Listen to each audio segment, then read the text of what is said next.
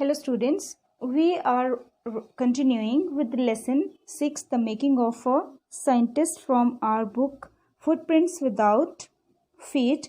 And in our last video we have seen that Richard Ebereit continued his advanced research on monarch pupa and won first place in international science fair and got a chance to work in the army's laboratory, and he was able to find hormones chemical structure. So let us continue now. A year and a half later, during his junior year, Ebereit got the idea for his new theory about cell life. It came while he was looking at X-ray photos of the chemical structure of a hormone. So 1.5 years later, during his junior year, Ebereit got the idea for his new theory about cell life, and this idea came to his mind when he was looking at X-ray photos of the chemical structure of a hormone. Now, when he saw those photos, Ebereit didn't shout Eureka or even I have got it. So when he was looking on those photos, he did not shout Eureka. It's a expression or cry of victory, or even he didn't say I have got it. But he believed that along with his findings about insect hormones, the photos gave him the answer to one of biology's puzzles. But he was sure that along with his findings about insect hormones, he got the answer of the one of the biology's puzzles. And the puzzle was how the cell can read the blueprint of its DNA. DNA is a substance in the nucleus of a cell that controls heredity. So it's a substance in the nucleus of cell which controls heredity, and it determines the form and function of the cell. So forms and functions of the cell are also determined by the DNA. Thus DNA is the blueprint for life. So DNA is the blueprint for life. Now, Ebereit and his college roommate James R. Wong worked all that night drawing pictures and constructing plastic models of molecules to show how it could happen. So that night, Ebereit, along with his roommate J. R. Wong, kept drawing pictures and making plastic models of molecule to show how it could happen throughout the night. Together they later wrote the paper that explained the theory, and afterwards they both together wrote a paper which explained the theory. Now, surprising no one who knew him, Richard Ebereit graduated from Harvard with highest honors, second in his class of 1510. So it was surprising that he was not known to others. He was not that much famous. Richard Ebereit graduated from Harvard with highest honor, and he was second in his class of 1510 students. Ebereit went on to continue a graduate student researcher at Harvard Medical School, and he continued to become graduate student researcher at the Harvard Medical School. There he began doing experiments to test his theory, and at Harvard Medical School he started doing experiments to test his theory. If the theory proves correct, it will be a big step towards understanding the process of life. And if that theory it was going to prove correct, it would be a big step forward to understand the process of life. It might also lead to new ideas for preventing some types of cancer and other diseases, and this would be helpful for preventing some dangerous diseases like cancer and others. So all of this is possible because of Ebereit's scientific curiosity. So everything was possible because he was too much curious in science. His high school research into the purpose of the spots on a monarch pupa eventually led him to this theory about cell life.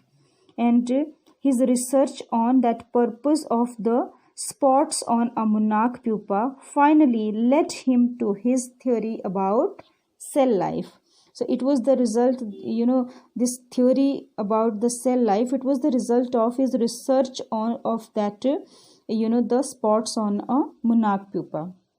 Now, Richard Ebereit has been interested in science since he first began collecting butterflies, but not so deeply that he hasn't time for other interests.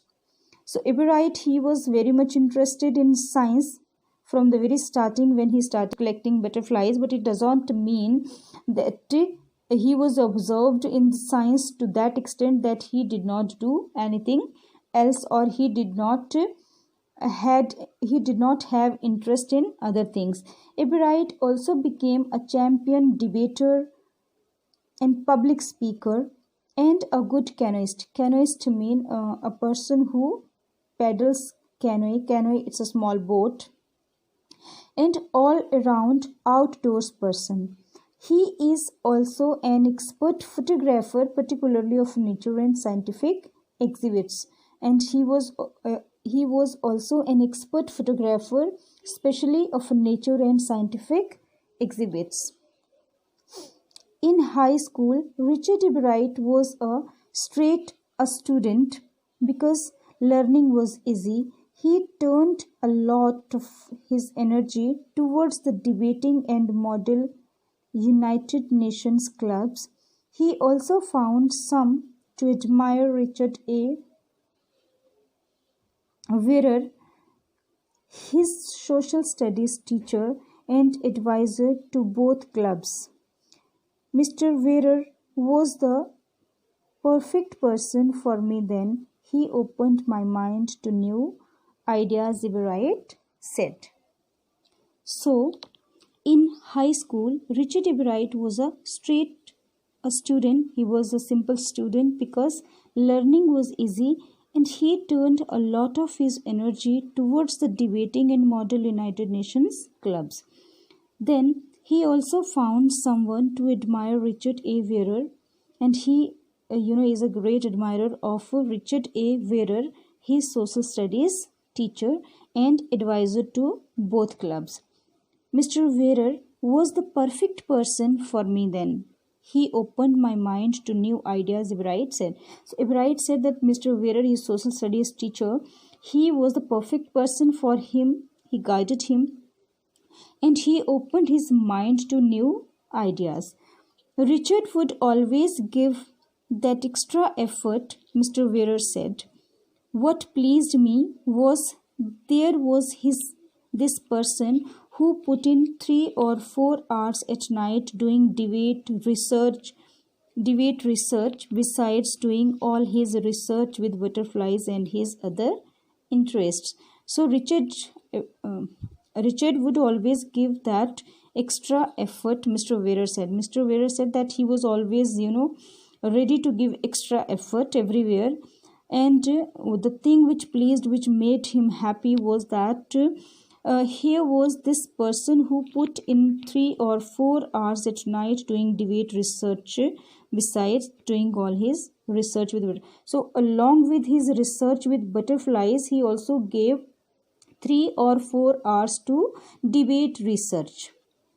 Okay, Richard was competitive, Mr. Wheeler continued, and his teacher, Mr. Wheeler, he continued that he was competitive, but not in a bad sense. But he was not, just competitive due to jealousy. Or he explained Richard wasn't interested in winning or winning for winning's sake or winning to get a prize. That he was not interested in winning for winning's sake.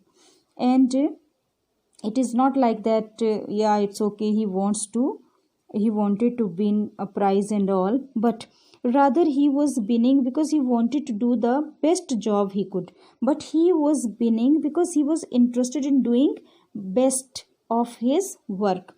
For the right reasons, he wants to be the best, and he wanted to be the best for the right reasons.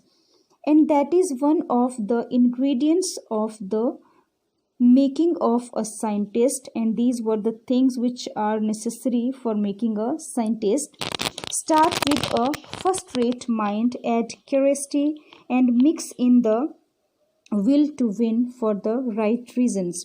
So one should start with the first rate mind, curiosity should be there, and mix in the will to win, and he should have the willpower to win for the right causes, right reasons.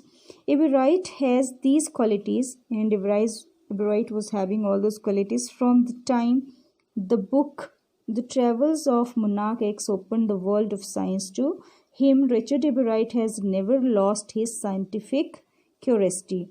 And everything started from the that reading of that book, The Travels of Monarch S, which opened the world of science to him, and Richard Wright never lost his scientific curiosity. He always encouraged or increased his curiosity in science. That is why he got this much success. So that's all